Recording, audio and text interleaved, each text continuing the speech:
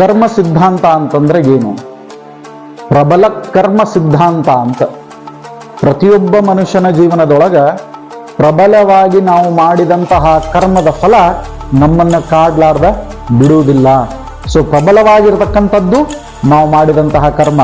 ನೀವು ಯಾರನ್ನ ಬೇಕಾದ್ರೂ ತಗೊಳ್ರಿ, ಸಿದ್ದರಾಮಯ್ಯ, DK ಶಿವಕುಮಾರ್, ಎಂತಹ ಹೆಸರುಗಳು ಬೇಕು ನಿಮಗೆ, ಅವರೆಲ್ಲರೂ ಕೂಡ ಈ ಕರ್ಮ ಸಿದ್ಧಾಂತದಿಂದ ಪೀಡಿತರಾದವರೇ.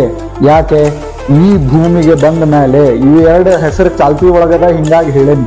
ಆದ್ರೆ ರಾಮಕೃಷ್ಣರಂತಹ ದೇವತಾ ಅವತಾರಗಳು ಕೂಡ ಪ್ರಬಲ ಕರ್ಮ ಸಿದ್ಧಾಂತ ಅಂತನ್ನುವಂತಹ ಈ ಒಂದು ಸಿದ್ಧಾಂತದೊಳಗ ತಮ್ಮ ತಮ್ಮ ಜೀವನದಲ್ಲಿ ಬಹಳಷ್ಟು ಕಷ್ಟಗಳನ್ನ, ವಿಘ್ನಗಳನ್ನ, ಸಂಕಟಗಳನ್ನ ನೋಡಿ ಬಂದವರು.